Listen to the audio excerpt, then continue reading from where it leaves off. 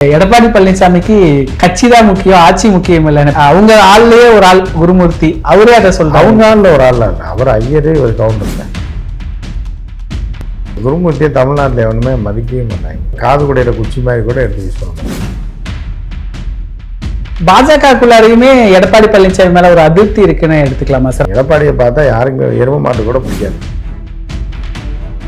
அண்ணாமலைக்கு ஏதோ பவர் ஏதோ கொடுக்கறதா சொல்றாங்களே சார். பவர் ஏத்துறாங்க அண்ணாமலைக்கு. அண்ணாமலை குடிச்சாத்தாங்க.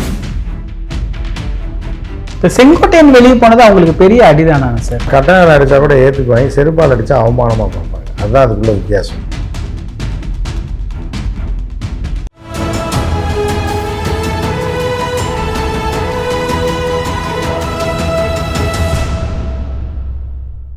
தமிழரம் நேயர்களுக்கு வணக்கம். இன்று நம்மிடையே மூத்த பத்திரிகையாளர் திரு உமாபதி அவர்கள் இணைந்துள்ளார்.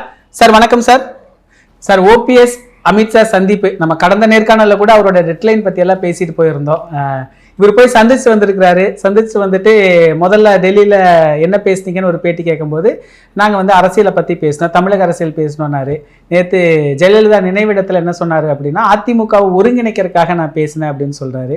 இப்போ இந்த சந்திப்பு, இது பின்னணி எல்லாம் எப்படி பார்க்குறீங்க சார்? அதாவது அமித்ஷா பொறுத்தளவுக்கு என்ன பண்ணிட்டாப்புலன்னா, எல்லாம் இழிச்ச வாங்கி நம்ம காலில் கிழந்து கிடக்குறாங்க, எப்போ வேணாலும் கூப்பிட்டுக்கலாம், புரியுதா அவங்களுக்கு? அந்த மாதிரி நினச்சாப்புல நினைக்கும் போது என்ன ஆகுதுன்னா, அடிமைகளாக இருந்தாலும் வினோதமான அடிமைகள் தமிழ்நாட்டில் இருப்பவர்கள் அவருக்கு புரியலை. அதுக்கு தான் கட்சியை ஒருங்கிணைக்கிறேன்னு கட்சியை உடைக்க பார்த்தார் செங்கோட்டையன். அதுக்கு கிரீன் சிக்னலும் கூப்பிட்டு பேசிட்டாங்க. ஆனால் டிலே பண்ணிகிட்டே இருந்தோன்னே டப்புனி ஒரு போய் விஜயோட சேர்ந்துட்டார். அப்போ ஓபிஎஸ் பார்த்தாரு, சரி இதை வச்சு சாக்கா வச்சு மிரட்டி என்ன சொல்கிறேன், இப்படி எடுத்துக்கிட்டே இருந்தேன்னா அவர் பதில் சொல்ல மாட்டேன், அப்பாயின்மெண்ட் தர மாட்டேன், நான் போவா அப்படின்னோடனே சரி அப்புறம் பேசி சரி நீங்கள் வாங்க டெல்லியில் பேசலாம்னு சொல்லி கூப்பிட்ருக்கேன். முதலாளியை பார்த்துட்டு வந்திருக்காரு. இல்லை வேறு கம்பெனியை விட்டு வேறு கம்பெனிக்கு வேலைக்கு சேர்ந்துருவேன்ற மாதிரி பண்ணிருக்காரு. பார்த்தோன்னே அப்புறம் அவர்கிட்ட எல்லாம் பேசினோடனே சரி கொஞ்சம் வெயிட் பண்ணுங்கள், ஜனவரி வரைக்கும் வெயிட் பண்ணுங்கன்னு சொல்லியிருக்காங்க. டிசம்பர் எண்டு வரைக்கும் கொஞ்சம் டைம் கொடுங்க, இப்போ தான் பீகார் முடிஞ்சிருக்கு, ரெடி பண்ணுவோம், ஒருங்கிணைப்போம், அதை சொல்லிகிட்டே இருங்க, ஜனவரியில் நம்ம பார்த்துக்கலான்னு. இதை தள்ளி வந்துகிட்டே இருங்க, நீங்கள் ஜனவரியில் எதாவது பண்ணிங்கன்னா அப்புறம் என் வாழ்க்கையை நாசமாக போயிடும்னு. ஓபிஎஸ் நீங்கள் கவலைப்படாதீங்க, நான் இருக்கேன்ல, நான் தான் உங்களை நாசமாகப்படுத்துவேன், நாசமாக போகிறதுக்கு அளவு கொண்டு போவேனே தவிர நீங்களாக போகக்கூடாது, கொஞ்சம் வெயிட் பண்ணுங்கள் அப்படின்னு சொல்லி அனுப்பியிருக்காங்க. வந்திருக்காங்க. இந்த சந்திப்பு பின்னணியில் ஏதோ தமிழ்நாட்டுடைய பிரபலமான ரியல் எஸ்டேட் அதிபர் இருக்கிறதா சொல்கிறாங்களே சார், அது உண்மையா? இல்லை, புரோக்கர் பூராமே ரியல் எஸ்டேட் புரோக்கரு, அது லாரி புரோக்கரு, இது இப்போ மாங்காய் மண்டி புரோக்கரு, இவங்க தான் இருப்பாங்க. அவங்க வளர்ந்து கொஞ்சம் காசு சம்பாதிச்சு இந்த புரோக்கரை வச்சு தான் டீலிங் பண்ண முடியும். வீடு நீங்கள் 10 கோடிக்கு வாங்கினா கூட ஏதாவது ஒரு புரோக்கரை வச்சு தானே பண்ண முடியும்.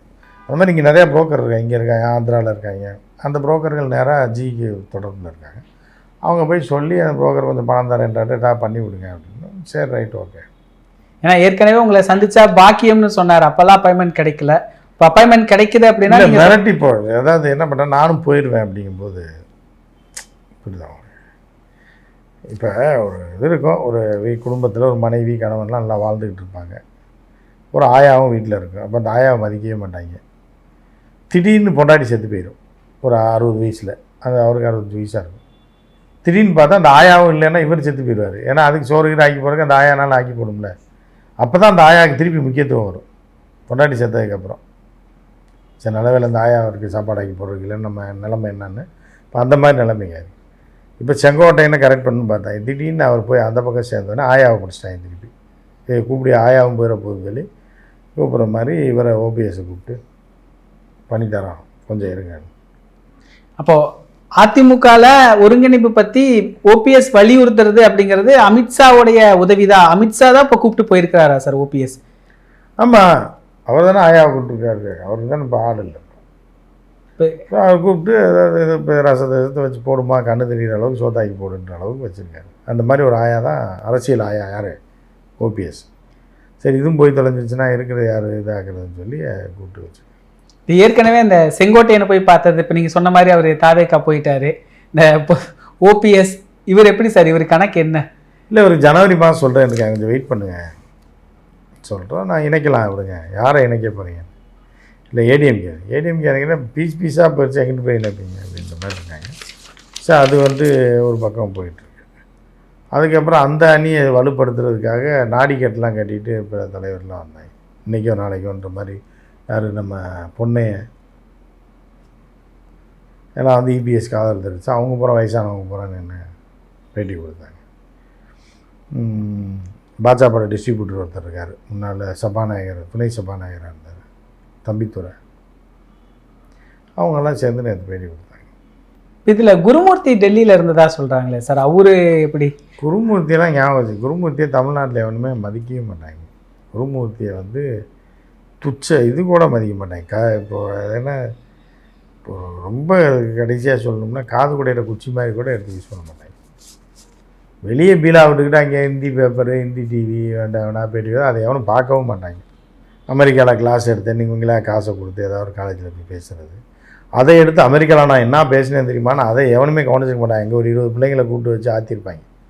இங்கே வந்து நான் அமெரிக்காவில் போய் பேசும்போது அப்படின்னு சொல்லி இங்கே வந்து பேசுவாங்க. இது அவங்க ஒரு ஈத்து போன ஈத்துறைங்க. அதெல்லாம் போய் நீங்கள் இப்போ இங்கே பேர் ஞாபகம் வச்சுக்கிறதே பெரிய விஷயம். இதில் அண்ணாமலை லைம்லைட்டில் வந்துட்டார் பார்த்தீங்களா சார்? இவ்வளோ நாள் கொஞ்சம் அமைதியாக இருந்தார், எதுவுமே பேட்டி எதுவும் இல்லை. என்னன்னா அவரும் டெல்லி போகிறாரு, மோடியை பார்க்குறாரு, அமித்ஷா. டெல்லி யார் வேணாலும் போகலாங்க, நீங்கள் கூட போகலாம். நீங்கள் வந்து ஏஜென்சியில் சொன்னீங்கன்னா டிக்கெட்டை போட்டு கொடுத்துருவேன். நீங்கள் போய் அங்கே ப்ரெஸ் மீட் வைக்கலாம், ப்ரெஸ் கிளப்பில் வச்சு நீங்கள் எதாவது சொல்லலாம். நானும் அமித்ஷா பார்க்க போகிறேன் சொன்னீங்கன்னா அதையும் போடுவாங்க. காசு கொடுக்கணும். ஆனால் டிவிக்கெலாம் காசு கொடுத்து ஸ்லாட்டுக்கு பணம் கட்டினீங்கன்னா, இல்லைன்னா காசு கொடுத்து விளம்பரம் கொடுத்தீங்கன்னா அவங்க பேட்டியும் போடுவாங்க. அண்ணாமலைக்கு ஏதோ பவர் ஏதோ கொடுக்கறதா சொல்கிறாங்களே சார் மறுபடியும்? ஏற்கனவே தேசிய பொறுப்பு நல்லா சொன்னாங்க. இப்போ மோடி அமித்ஷாலாம் சந்திச்சுட்டு வந்ததுக்கப்புறம் அண்ணா வந்துட்டார் அப்படின்னு சோசியல் மீடியாவில் ரொம்ப பரபரப்பாக நான் வந்து அரசியலில் ரொம்ப கோபமாக செயல்படுறேன்னு ஒரு வீடியோ ரொம்ப நாளைக்கு முன்னாடி அவர் பேசின வீடியோ, அதெல்லாம் இன்றைக்கி பெரிய அளவில் பரபரப்பாக பகிரப்பட்டுக்கிட்டு இருக்குது. தந்தி பேப்பரில் பார்த்தீங்கன்னா முந்தையில் சின்னதாக ஒரு விளம்பரம் வரும், குட்டி சாத்தான் மகிமைன்னு பார்த்துருக்கீங்களா? குட்டி சாத்தானுக்கு பூஜை பண்ணுறாங்கன்னு சொல்லி வைப்பாங்க. அப்புறம் அங்கே போய் பார்த்தீங்கன்னா அவன் உட்காந்துருப்பான், ஒரு நம்பூதிரி உட்காந்து தாயம் ஒட்டிக்கிட்டு இருப்பான். போனீங்கன்னா செய்வனை செய்கிறதுக்கு அங்கே போனீங்கன்னா சொல்லியிருக்காங்க நான் கேள்வி. அப்புறம் அங்கே போய் போனீங்கன்னா இந்த குட்டி சாத்தானுக்கு பவரை ஏற்றி விடு, இது போய் ஏறி விடுவாங்க அங்கேருந்து. அது எவனுக்கு செய்வனை செய்கிறேன்னா அவனை போய் அழிச்சிடும், அவனை தொழிலில் நாசப்படுத்திடும், அவனை வாழ்க்கையை நாசப்படுத்திடும், குடும்பத்தை பிரிச்சிருக்குலாம் சொல்லுவாங்க. அந்த மாதிரில இருக்கு நீங்கள் சொல்கிறது. பவர் ஏற்றுறாங்க அண்ணாமலை குட்டிச்சாத்தானா? அந்த மாதிரிலாம் கிடையாது. போயிட்டு டெல்லி யார் வேணாலும் போகலாம். நீங்கள் கூட நாளைக்கு போகணுன்னு போகலாம். ஃப்ளைட்டு இப்போ ரேட்டு ஜாஸ்தி, கொஞ்சம் வெயிட் பண்ணிங்கன்னா 1 தேதிக்கு மேலே நீங்கள் ஃப்ளைட்லேயே போகலாம், ரேட்டு குறைஞ்சிடும். இப்போ போனீங்கன்னா 40,000 கேட்குறாங்க. ஆனால் நீங்கள் போகலாம். இப்போ இந்த எடப்பாடி பழனிசாமி அவரை பற்றி ஏற்கனவே இந்த குருமூர்த்தி நம்ம பேசணும்ல சார், அவர் ஒரு பேட்டியில் தூர்தர்ஷனில் ஒரு பேட்டியில் சொல்லியிருக்காரு. குருமூர்த்தி பேட்டியில் உட்காந்து பார்க்குறீங்களா நீங்கள்? தூர்தர்ஷன்லாம் பார்க்குறீங்கன்னா இவ்வளோ பூமராக இருக்கீங்க போல. நீங்கள் பழைய இதெல்லாம் உட்காந்து யார் நாங்களே பார்க்க மாட்டோம். தூர்தர்ஷனில் பேட்டி போடுறாங்கன்னு அதெல்லாம் பார்த்துட்டு வந்திருக்கீங்க. அது குருமூர்த்தி யாருன்னு அவங்க வீட்டுக்கே தெரியாது. அந்த ஆள் பேட்டியெல்லாம் பார்த்துட்டு வந்துருக்கீங்கன்னா உண்மையிலே நீங்கள் ரொம்ப ஒர்க் பண்ணுறீங்க போல. இவ்வளோ ஹார்டாக ஒர்க் பண்ணாதீங்க. அது உங்களுக்கு நல்லது இல்லை, உங்கள் சேனலுக்கு நல்லது இல்லை. அவர் சொல்கிறாரு சார், எடப்பாடி பழனிசாமிக்கு கட்சி தான் முக்கியம், ஆட்சி முக்கியம் இல்லை. இப்போ வெளியிருந்தெல்லாம் சொன்னாங்க, அவங்க ஆள்லேயே ஒரு ஆள் குருமூர்த்தி, அவரே அதை சொல்கிறார். அவங்க ஆளில் ஒரு ஆள்லாம் இல்லை, அவர் ஐயரு, இவர் கவுண்டர் இல்லை. அவங்க ஆள்லாம் கிடையாது, இவர் வேறு அவர் வேறு. இப்போ பாஜகக்குள்ளாரையுமே எடப்பாடி பழனிசாமி மேலே ஒரு அதிருப்தி இருக்குன்னு எடுத்துக்கலாமா சார் அவருடைய பேட்டி மூலியமா? என்னமோ ஊரில் எல்லாரும் வந்து எடப்பாடி பழனிசாமி லவ் பண்ணுற மாதிரியும் 10 பிள்ளைங்க லவ் லெட்டர் நிற்கிற மாதிரி பாஜக மட்டும் அதிருப்தி இருக்குன்ற மாதிரி சொன்னீங்க. எடப்பாடியை பார்த்தா யாருக்குமே எரும மாட்டு கூட பிடிக்காது அப்படின்றதான் உண்மை. ஸோ அந்த மாதிரி தான் இருக்குது. நீங்கள் அவரை போய் எல்லோரும் பிஜேபி விரும்பலைன்றீங்க, மித்த எல்லாம் அவரை விரும்புகிற மாதிரி. இப்போ இந்த 10ஆம் தேதி பொதுக்குழு கூட்டுறாங்களே சார், அந்த பொதுக்குழு கூட்டுறதுல ஒரு முக்கியமான முடிவுகள் எல்லாம் எடுக்கப்படுது. அதில் வந்து மீண்டும் ஓபிஎஸ்ஐ இணைக்கிறதுக்கு அமித்ஷா இங்கிருந்து உத்தரவு போட்டுட்டாரு. மறுபடியும் 10ஆம் தேதி இந்த பொதுக்குழுலையே அதை பற்றி தான் முழுமையாக விவாதிக்க போகிறாங்க அப்படிங்கிறதெல்லாம் ஒரு தகவல் வருது. அதெல்லாம் உண்மைதான் இல்லை? ஒரு கட்டத்தில் கடைசி இப்போ ஒரு வருஷமாக நம்ம பேச்சு தானே இருக்கும். கடைசியில் போக போக ஒருங்கிணைக்கிறேன்ற பேரில் எல்லாத்தையும் ஒன்றாக்கி விட்ருவாங்க, இல்லைன்னா எடப்பாடி ஜெயிலில் விட்ருவாங்க. இதுதான். ஏன்னா எடப்பாடினால நாளுக்கு நாள் வந்து கட்சியும் தேஞ்சிக்கிட்டு இருக்குது, கூட்டணியும் காணாமல் போயிட்டுருக்கு. அதனால் எடப்பாடியை ரொம்ப நாள் வச்சுருக்க மாட்டாங்க. நான் சொல்கிறேன், நீ பொதுக்குழு கூப்பிட்டேன், செயற்குழு கூப்பிட்டாங்க, அப்போ சொல்லிச்சுன்னு சொல்லி எப்படியாவது சேர்த்துடணும், உள்ளே சேர்த்துணுன்றாங்க. தினகரனையும் சேர்க்கணுன்றாங்க. தினகரனை கூட நாங்கள் பார்த்துக்குறோம், வெளி கூட்டணியில் பிஜேபிக்கு சீட்டு கொடுத்துட்டு அந்த சீட்டை நான் தினகரன் கொடுத்துறேன்ற மாதிரி அக்ரிமெண்ட் பேசியிருக்காங்க. ஆனால் ஓபிஎஸ்ஸை உள்ளே சேர்த்து தான் ஆகணுன்றதில் அடம் பிடிச்சிட்டு இருக்காங்க. அது என்ன நடக்குதுன்னு வெயிட் பண்ணி பார்க்கலாம். இப்போ இந்த தினகரனுடைய முடிவு மீண்டும் என்டிஏக்கு வர வாய்ப்பு இருக்கா சார்? அவர் தாவைக்கலை கிட்டத்தட்ட சீட் ஷேரிங்கெல்லாம் முடிஞ்சதுன்னு சொல்கிறாங்களே சார். இல்லை அவருக்கு எது லாபமாக அத்தனை பண்ணுவார். தவைக்கால சீட் ஷேரிங்லாம் முடிஞ்சு கூட கொடுக்குறாங்க, ஜெயிக்கலான்ற மாதிரி இருந்ததுன்னா அவர் அங்கே தான் இருப்பார். ஸ்டேட் எலெக்ஷன் தானே. இந்த அன்புமணி ராமதாஸ் அவருடைய சின்ன விவகாரம், அவர் இதுக்கு அவர் பிஜேபியாக இருந்தார். அவர் ஓனர் இவர் தான், அமித்ஷா தான். அதனால் ஓனர் என்ன சொல்கிறாரோ கேட்டு அது படி நடந்துடும். இவர் ராமதாஸ் அவர்களுடைய இல்லை, மாம்பழமே இவருக்கு பிடிக்கல. அன்புமணி தர்த்தரியமாக இருக்குது. 2-3-4 தேர்தலில் ஒன்றுமே ஜெயிக்க முடியல, அதை ஐயாக்கே கொடுத்துடலாம், அதோடு அவர் ஒழிச்சு கட்டிட்டு நம்ம ஃப்ரெஷ்ஷாக வேறு சின்னத்துக்கு போகலான்ட்டு தான் பிளான் பண்ணிகிட்ருக்காங்க போல். அதுதான் அவர் அன்புமணி பேசிகிட்டு இருக்காரு. இப்போ இவங்களுடைய அதிமுக பாஜகவுடைய தேர்தல் கணக்கு என்ன சார்? இப்போ நம்ம முன்னாடியுமே பேசியிருக்கிறோம், பீகார் தேர்தல் முடிஞ்ச பிறகு அவங்க இங்கே வருவாங்கன்னு இது வரைக்கும் எதுவும் நடக்கலை, எந்த கூட்டணி விவகாரம் எதுவும் முடிவு பண்ணல. இப்போ பன்னீர்செல்வம் போய் ஓபிஎஸ் அவர் போய் பார்த்துட்டு வந்தார் அமித்ஷாவை. இப்போ இந்த மாதிரி நடக்கும்போது கிட்டத்தட்ட அதிமுகவை அதை சுற்றி இருக்கக்கூடிய கட்சிகளை அவங்க தான் லைம்லைட்டில் வச்சுருக்கிறாங்க, அவங்களுடைய பவரில் தான் நடக்குதுன்னு புரிஞ்சுக்கலாமா? இல்லை, அதிமுக அவங்க கண்ட்ரோலில் இருக்குது, பிஜேபி கண்ட்ரோலில் இருக்குது. டெல்லி பிஜேபி என்ன முடிவு பண்ணுதோ அதுதான் அதிமுக செய்யும். அதில் யார் யாரை சேர்க்க சொல்கிறாங்களோ அவங்களாம் சேர்த்து ஆகணும். ஏன்னா இன்னும் இப்போ இருக்கிறது பிடிக்கிட்டு போயிடுச்சு. செங்கோட்டையை நல்லா இருந்த செங்கோட்டையனே பிடிச்சிட்டு போயிட்டார். அப்படி இருக்கும்போது உள்ளே இருக்கணும் ஒருத்தராக போயிட்டாங்க. திண்டுக்கல் சீனிவாசன்லாம் போயிட்டாருன்னா பேச்சாளர் வேணாம், அறிவார்ந்து சிந்திக்கணும், ஆழ்ந்த சிந்தனை கொண்ட அறிவார்ந்த சிந்தனை கொண்ட தலைவர்கள்லாம் ஒருத்தராக போயிட்டாங்கன்னு வைங்க, உதயகுமார், திண்டுக்கல் சீனிவாசன், இவங்கெல்லாம் போயிட்டாங்கன்னா என்ன பண்ணுவீங்க? கட்சி எப்படி இது பண்ணுவீங்க? ஸோ அதனால் வெயிட் பண்ணுவோம். இந்த மாதிரி மூத்த தலைவர்கள்லாம் போயிடக்கூடாது. பொன்னையன், அப்புறம் பாட்சா டிஸ்ட்ரிபியூட்டரு, இவங்கெல்லாம் போயிட்டாங்கன்னா கட்சி வீக் ஆகிடும். அவங்களாம் பெரிய ஆகப்பெற அறிவாளிகள். அவங்களாம் பெரிய சிந்தனையாளர். கார்ல் மார்க்ஸ், லெனின், ஏஞ்சல்ஸு, மாவோ, இந்த வரிசையில் வந்தவங்க பெரிய சிந்தனையாளர்கள், பெரிய தத்துவ ஞானிகள். பொன்னையெல்லாம் வாயை திறந்தால் பூரா பொய் தான் வரும்னு சொல்லுவாங்க, பொய் பொன்னையன்னு பேர். அதனால் அப்படி இல்லைன்னா கூட இப்போ ஆனால் அதிமுககாரங்க அவரை ரசிப்பாங்க, அவர் பெரிய தலைவர் தான். இப்போ செங்கோட்டையன் வெளியே போனது அவங்களுக்கு பெரிய அடிதானா சார்? பெரிய அடின்னு சொல்ல முடியாது, சின்ன அடின்ற மாதிரி வேணாம். ஒரு பாதிப்பு கட்சிக்குள்ளார ஏற்பட்டிருக்குது, மீதி எல்லாத்துக்கும் ஒரு வழி பிறந்திருக்குது. அதிமுகவில் நமக்கு ஒரு இத்தனை நாள் எடப்பாடி பழனிசாமியில் அது இல்லை. அதாவது ஒன்று விஷயம் தெரிஞ்சிங்கன்னா, கட்டையால் அடிக்கிறதுக்கு செருப்பால் அடிக்கிறதுக்கு வித்தியாசம் இருக்குது. கட்டையால் அடித்தா ஒருத்தர் செத்தே போயிடுவான். ஆனால் செருப்பால் எத்தனை அடி அடித்தாலும் அவன் சாக மாட்டான்.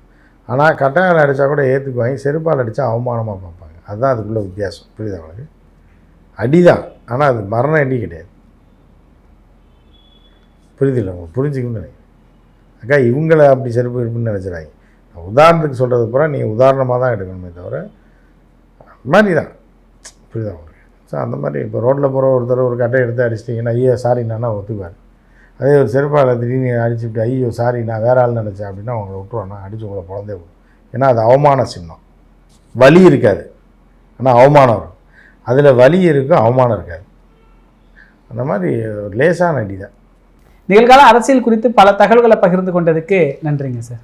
இதே போன்று நிகழ்கால அரசியலின் சாரம்சங்களை அரசியல் ஆளுமைகளின் நேர்காணல் வழியே தொடர்ந்து காண தமிழ் நிறம் வலையொலியை சப்ஸ்கிரைப் செய்யுங்கள். தங்களின் மேலான கருத்துக்களை கருத்துளை பெட்டியில் பதிவிடுங்கள். நன்றி, வணக்கம்.